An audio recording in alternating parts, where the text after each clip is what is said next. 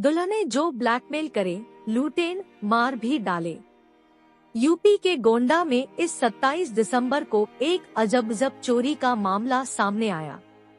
यहाँ एक नवविवाहिता अपने ससुराल वालों को नशीला पदार्थ खिलाकर घर में रखे नकदी और कीमती जेवर लेकर फरार हो गई। जब ससुराल वालों को होश आया तो उनके पैरों तले जमीन खिसक गई। उन्होंने फौरन पुलिस में इसकी शिकायत दर्ज कराई। बाद में पुलिस ने आरोपी नवविवाहिता को अपनी गिरफ्त में ले लिया। उसके साथ 4 अन्य लोगों को भी गिरफ्तार कर लिया गया। मामला कुछ ऐसा हुआ कि खरगुपुर थाना क्षेत्र के निवासी बृजभूषण पांडे की शादी नहीं हो रही थी।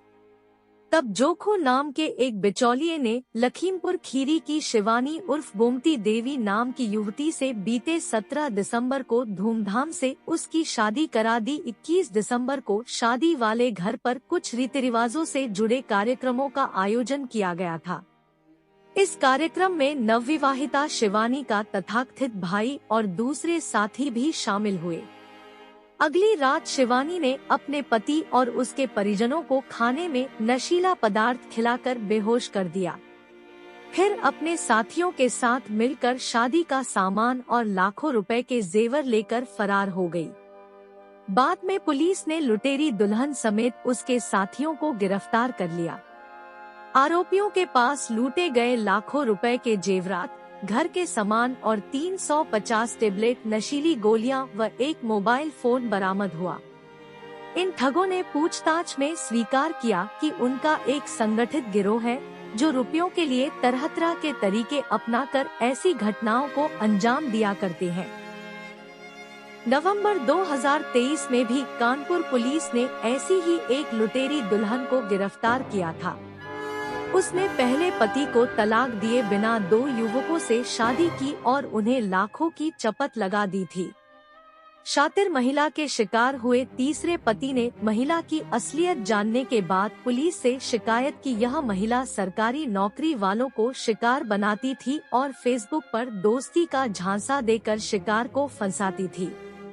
वह सरकारी नौकरी वाले युवकों को प्रेमजाल में फंसाने के बाद उनसे शादी करती थी और शादी के बाद लूट का खेल शुरू होता था। शादी के कुछ समय बाद वह अपने पति से पहले लाखों रुपयों की डिमांड करती थी। ऐसा ही उसने तीसरे पति शिवम के साथ किया, मगर शिवम ने आर्थिक स्थिति का हवाला देकर उसकी मांग पूरी करने से इनकार दिया।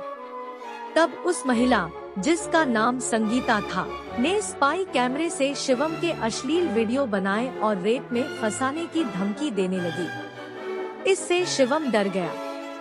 शिवम को पता चला कि संगीता पहले भी कुछ लोगों को शिकार बना चुकी है।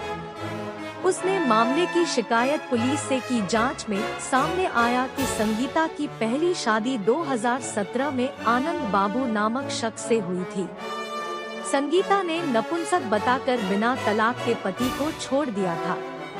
उसके बाद से पैसों के लालच में वह सरकारी नौकरी पेशा लोगों को शिकार बनाने लगी।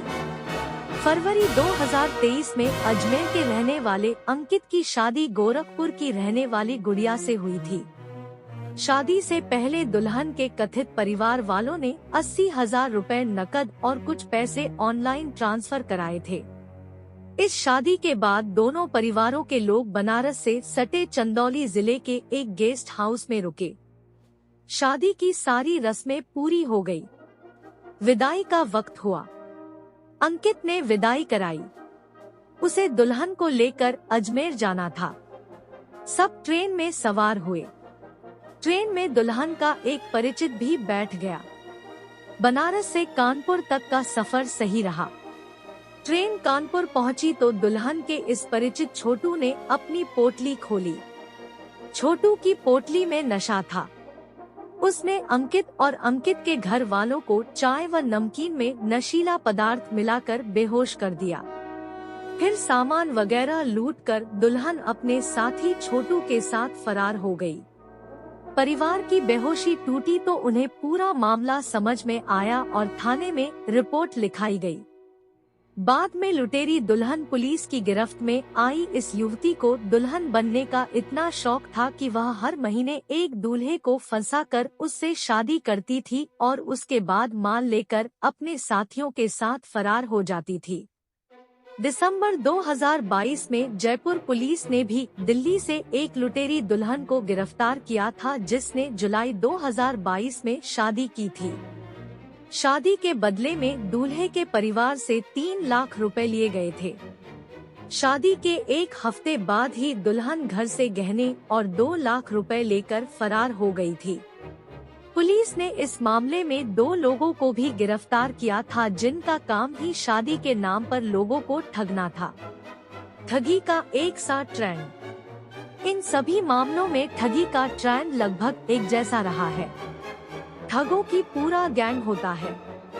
इनमें पुरुष सदस्य बिचौलिए का काम करते हैं। वे ऐसे लड़कों का पता लगाते हैं जो शादी के लिए लड़की की तलाश कर रहे हैं। फिर गैंग के ही लोग परिवार के सदस्य बन दूल्हे के परिवार वालों से मिलते हैं। शादी से कुछ दिनों बाद खर्च के नाम पर दूल्हे के परिवार से पैसों की मांग की जाती है। कुछ दिनों बाद ही दुल्हन नकदी और जेवर अपने साथ लेकर फरार हो जाती है। कुछ मामलों में तो एक ही लड़की ने कई बार लुटेरी दुल्हन बन वारदात को अंजाम दिया है। कई बार शादी वाले दिन ही जेवर लेकर दुल्हन भाग जाती है। ऐसी ही कहानी एक्ट्रेस सोनम कपूर अभिनीत फिल्म डोली की थी, जो 23 जनवरी 2015 को रिलीज हुई थी। इस फिल्म में सोनम लुटेरी दुल्हन बनी थी। फिल्म में सोनम एक ऐसी लुटेरी दुल्हन के किरदार में नजर आई जो पैसों के लिए शादी करती है और फिर लड़के को धोखा दे देती है। सोनम ने फिल्म में एक छोटे शहर की लड़की का किरदार निभाया था, जिसके सपने बड़े थे। कुछ समय बाद वह दिल्ली आ जाती है और यहीं से पैसों के लिए लड़कों को ठगते हुए लुटेरी दुल्हन बन जाती है। सतर्कता है जरूरी। शादी ब्याह ऐसा मामला है जिसमें 2 परिवार मिलते हैं। उनके बीच हमेशा के लिए एक रिश्ता बन जाता है। इस रिश्ते की डोर सोच समझ कर ही किसी के हाथों में देनी चाहिए। अचानक कभी इतने बड़े फैसले नहीं लेने चाहिए, खासकर जब सामने वाला परिवार आपका परिचित नहीं है। पहले उस परिवार के बारे में दूसरों से खोज खबर लीजिए। उस परिवार और लड़की को भली भांति समझिए। जब तक सही इन्फॉर्मेशन न मिले, शादी करने की जल्दी मत कीजिए। धोखे से बचना है तो सतर्कता बहुत जरूरी है।